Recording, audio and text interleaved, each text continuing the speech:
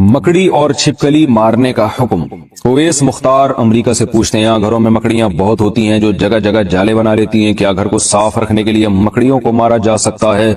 हमने सुना है कि मकड़ियों को नहीं मारना चाहिए क्योंकि वो हिजरत के मौके पर आप सल्लल्लाहु अलैहि वसल्लम की हिफाजत का जरिया बनी थी। नीस क्या गिरगिट को मारना बाइसे सवाब है क्योंकि इसने हजरत इब्राहिम अलैहिस्सलाम की आग को दहकाने के लिए इसमें फूंके मारी थी। मकड़ियों को मारना तो जायज है, उसके नाजायज होने की हमारे पास कोई दलील नहीं है। और जाहिर है घर में तंग भी कर रही है तो वो तो शहद की मक्खियों को भी मारना जायज होता है ऐसे सूरत में कि जब कोई जानवर तंग कर रहा है आपको तो ये तो घर की हालत खराब हो जाएगी, घर में जाले बने हुए तो आप मार सकते हैं ऐसी सूरत में, इंशाअल्लाह कोई गुनाह नहीं होगा।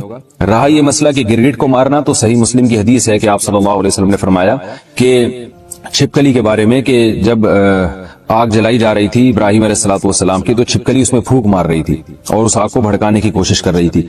इस हदीस का मतलब क्या है? उलमा ने लिखा है कि ये सिर्फ ये बताने के लिए है कि छिपकली और इस जिन्स के जितने जानवर है, जिसमें गिरगिट भी आता है, ये जो जिन्स के जानवर है ना, इनमें इंसान दुश्मनी के सॉफ्टवेयर इंस्टॉल हुए हुए हैं। ये इंसान दुश्मन जानवर हैं, यहाँ इनको जब मौका मिलता है इंसान को नुकसान पहुंचाते हैं।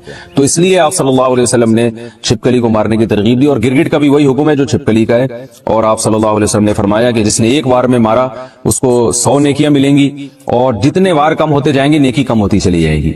वजह उसकी है कि जानवर को जितनी कम तकलीफ देके मौत देंगे वो उतना ज्यादा सवाब है। अब छिपकली कहीं दीवार पर है, आपने एक चप्पल मारी और वहीं उसका स्टिकर बन गया, तो छिपकली को इससे तकलीफ नहीं होती, सेकंडों में उसकी जान निकल जाती है। लेकिन अगर आपने उससे खेलना शुरू कर दिया, पहले उसकी दुम काटी, उसका आधा घंटा आपने दुम का तमाशा देखा, जैसे बच्चे करते हैं छिपकली और गिरगिट के साथ, फिर उसको रस्सी में घुमा घुमा के मार रहे होते हैं, तो इससे आपकी नेकियां कम होती चली जाएंगी, बल्कि जानवर पे जुल्म का गुनाह भी हो सकता है। तो इसलिए जानवर को मारना चाहिए, इन जानवरों को जो इंसान के लिए नुकसानदेह, मगर मारने का वो तरीका इख्तियार किया जाए जिसमें जानवर को तकलीफ कम से कम हो। दुनिया के पालतू जानवर क्या जन्नत में हमारे साथ होंगे? जो जानवर हम दुनिया में पालते हैं अगर वो फौत हो जाएं तो क्या जन्नत में वो मिल सकते हैं? मोहम्मद काशिफ लाहौर जानवरों के लिए फौत का लफ्ज इस्तेमाल कर रहे हैं। शुक्र है ये नहीं कहा कि अगर उनका इंतकाल हो जाए। भाई जानवर तो मर जाता है बेचारा, तो बस वो मर के खत्म हो गया, उसका कोई हिसाब व किताब नहीं है आखिरत में, ना वो जन्नत में। कोई ऐसी हमें रिवायत मिलती है कि वो जन्नत में आपके साथ होंगे?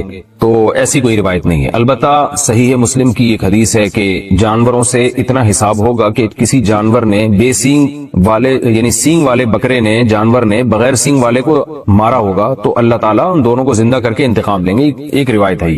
तो ये उलमा बयान करते हैं ये भी सिर्फ दुनिया को दिखाने के लिए कि यानी इंसाफ में मुबालगा। जाहिर है सींग वाले जानवर ने जब बगैर सींग वाले जानवर को मारा है तो उसको तो जानवर तो मुकल्लफ नहीं है शरीया काम का, लेकिन अल्लाह ताला महज अपनी एक कुदरत दिखाने के लिए कि इतना मैं इंसाफ ले रहा हूँ, इंसाफ से काम ले रहा हूँ कि इसने अपने सींग का भी अगर नाजायज फायदा उठाया था तो इसको भी बदला मिलेगा। तो इसको मजाजन हिसाब व किताब से ताबीर किया गया है। हकीकत में ये हिसाब नहीं है, असल में इंसानों को दिखाने के लिए। तो असल हिसाब तो इंसानों का होगा, लेकिन जानवरों को फिर अगर इतना हिसाब होगा भी तो मिट्टी कर दिया जाएगा उनको दोबारा हमेशा के लिए। ना उनके लिए जन्नत है, ना जहन्नम है, ना कोई जजा है, ना सजा है। जो उसूल यही है।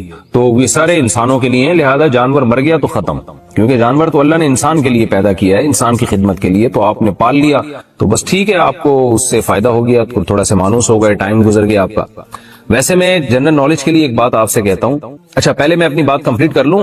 अगर आपको जन्नत में जाने के बाद दिल चाहा कि अल्लाह जो मैंने बिल्ली पाली हुई थी, जो मैंने बकरा पाला हुआ था, बड़ा महबूब है, मुझे चाहिए, तो जन्नत में कुरान कहता है आपकी हर ख्वाहिश पूरी होगी। वलकुम फीहा मा तश्तही अनफुसुकुम, जिस चीज का दिल चाहेगा वो आपको मिलेगी जन्नत में। तो इसलिए अल्लाह किसी को उसका पालतू जानवर जन्नत में देना चाहे तो अल्लाह पे कोई पाबंदी नहीं है। मैंने तो सिर्फ एक उसूल और ज़ाब्ते की बात की है कि ऐसी कोई हमारे पास रिवायत नहीं है कि जन्नत में आपको यही जानवर मिल जाएंगे। बहरहाल अल्लाह हर ख्वाहिश आपकी पूरी करेगा। लेकिन वैसे मैं जनरल नॉलेज के लिए आपको एक बात अर्ज करूं कि जो हमारे मुआशरे में कुत्ते बिल्ली पालने का जो रिवाज आ रहा है ना, ये वहां आ रहा है जहां औलादे नहीं हो, बच्चे रोके जा रहे हैं। ये नेचुरल नहीं है। इंसान की इंटरटेनमेंट के लिए, उसकी तफरी के लिए, उसकी आंखों की ठंडक के लिए अल्लाह ने औलाद की नेमत रखी है। यहबु लिमन यशाउ इनासा व यहबु लिमन यशाउ ज़ुकूर। जिसको चाहता है बेटे गिफ्ट करता है, जिसको चाहता है बेटियां गिफ्ट करता है, और जिसको चाहता है दोनों गिफ्ट कर देता है। तो बच्चे क्यों नहीं पालते आप लोग? मैं हैरान इस पर होता हूँ। मैं कहता हूँ जिस घर में छोटा बच्चा है ना, इतनी तफरी है उस घर में, इतनी एंटरटेनमेंट का सामान मौजूद है कि उसको कुत्ते बिल्ली पालने की जरूरत ही नहीं होगी।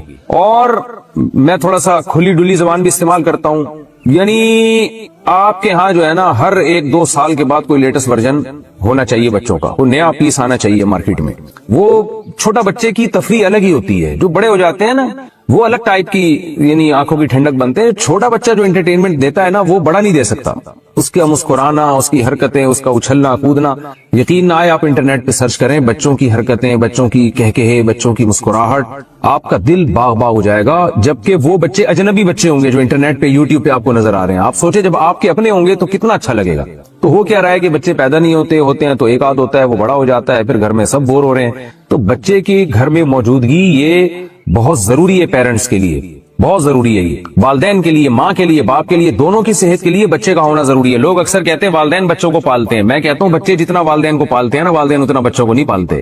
بچہ خود ماں باپ کو پالتا ہے. یعنی پالنے کا مطلب ان کی ذہنی تفریح کا ذریعہ بنتا ہے. ماہر نفسیات کہتے ہیں دماغی درجنوں بیماریوں کا علاج چھوٹا بچہ ہے. اتنی خوشیاں دیتا ہے چھوٹا بچہ.